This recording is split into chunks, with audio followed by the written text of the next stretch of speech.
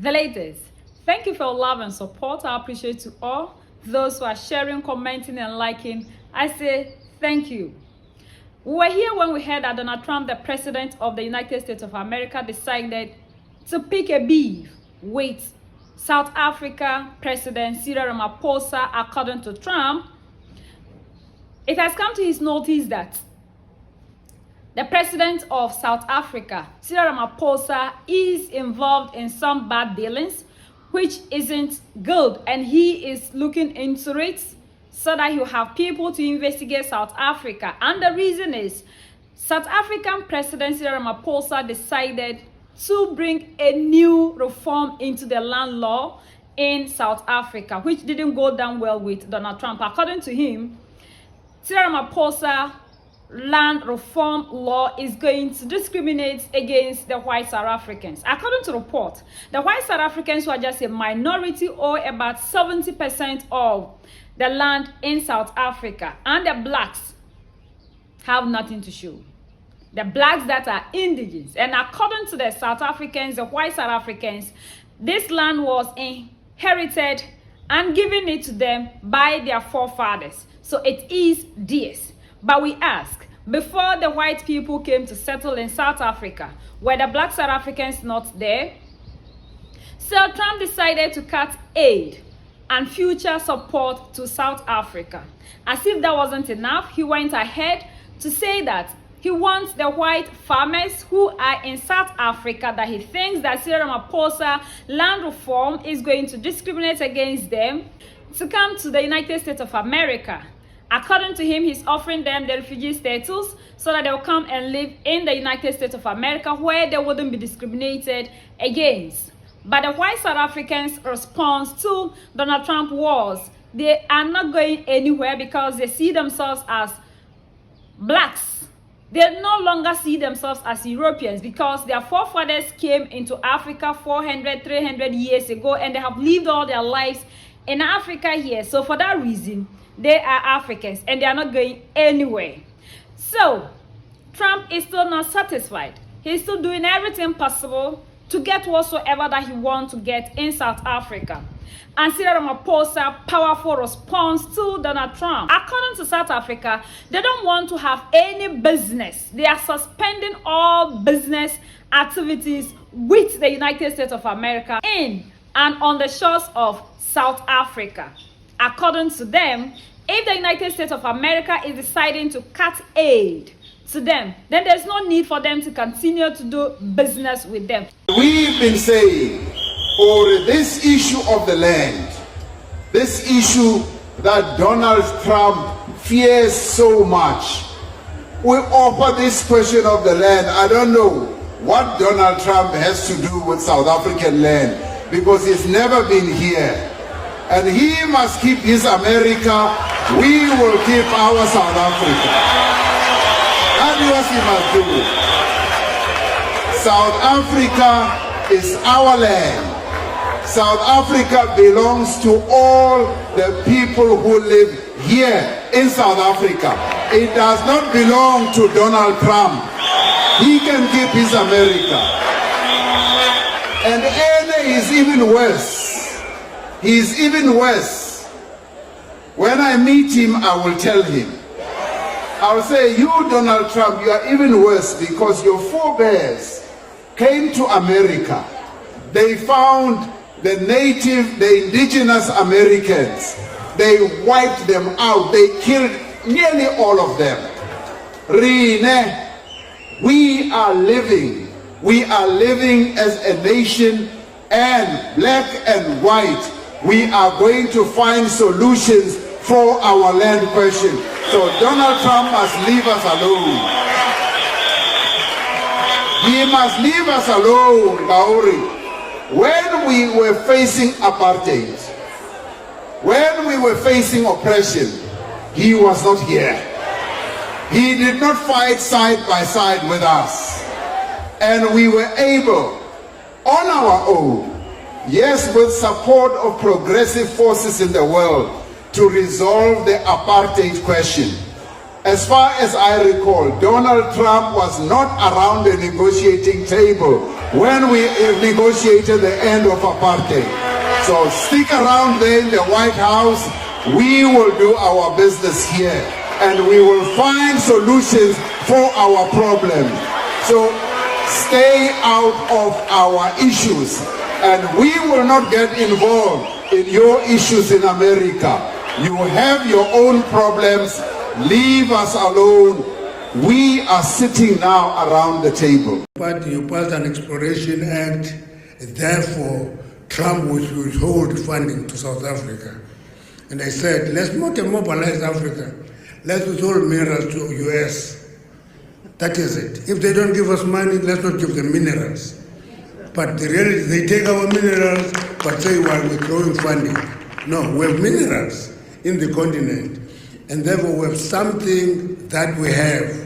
We're not just beggars. After all, the aid that the United States of America is giving, the tablets, the HIV patients and the rest, are just but a peanut.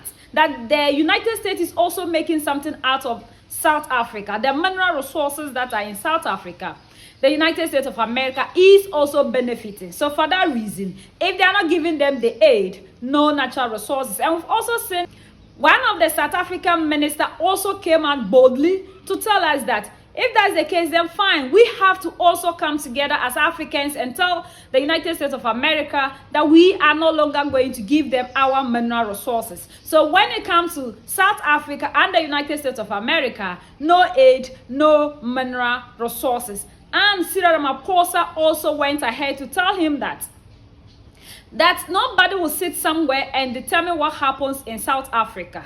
That Trump should keep his America while they also keep their South Africa.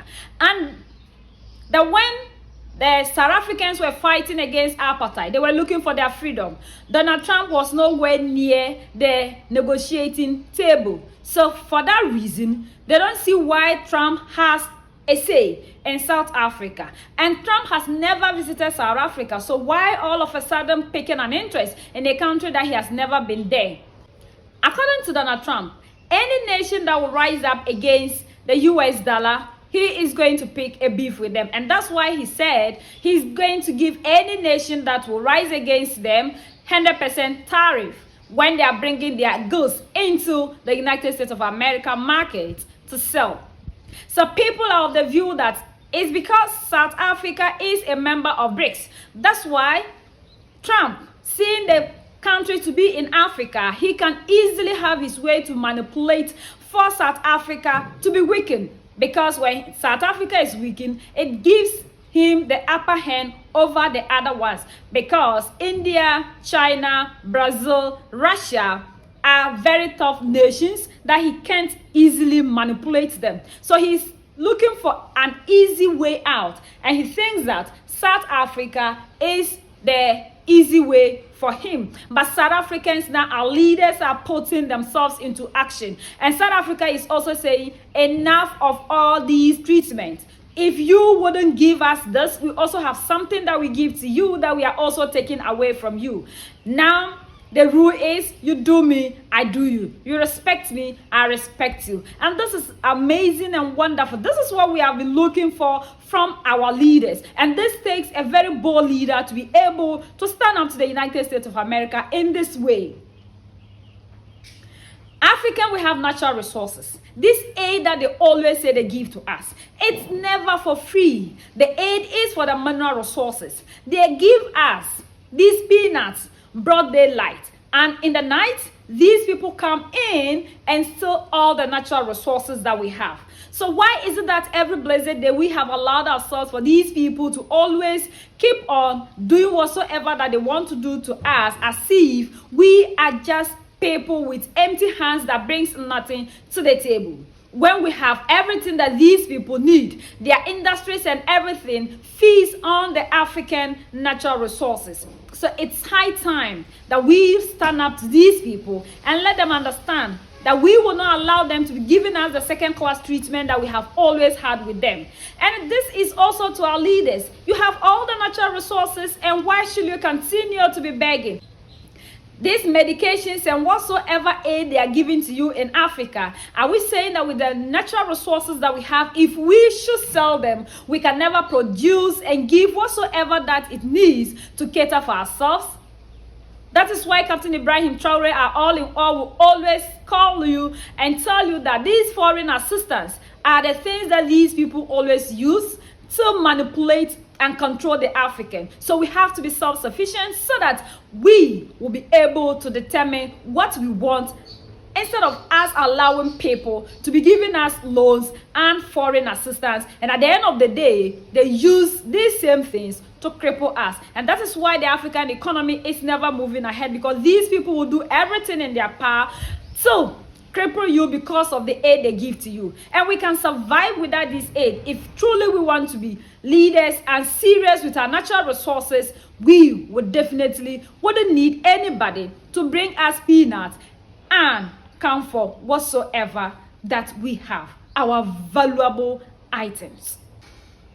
We've seen that Ibrahim Traore Assimi-Goïta and Abdurrahman Chiani's way of leadership is attracting the other ones. Those who are still sleeping are also trying to buy into what Captain Ibrahim Traore Assimi-Goïta and Abdurrahman Chiani are doing. We are saying that the only way we can be free from these people is to be able to stand up to them. We have to face our fears. The fear has always been the problem of the African. Let's stand up to the fears and defend ourselves, because we are the ones that are making these same people who do not regard us who they are. They can never succeed without Africa. And that is why even when we are sucking them out of the African continent, the wonderful place that one can ever be, they do not want to go. But now, the time has come for the African leader to stand up to himself and defend the people and defend the land, because these people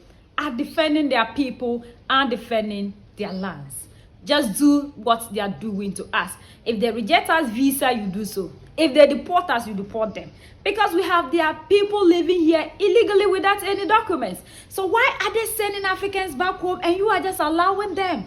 These are the things you are doing that is giving these people the power, the mandate, and everything to continue to do to Africans the way they are doing and treating us every place. And the time has come for us to stop and rise up and fight for our rightful place. Because if we don't fight for the freedom that we want, it won't be given to us on a silver platter. United we stand, divided we fall. And united we keep standing forever and ever. The greatest enemy of the African is mental slavery.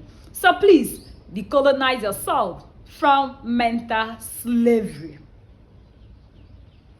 So let's keep sharing and educating our brothers and sisters. Together we make Africa great and a better place for the next generations that are going to come. So that's the latest around the world, in Africa and in South Africa.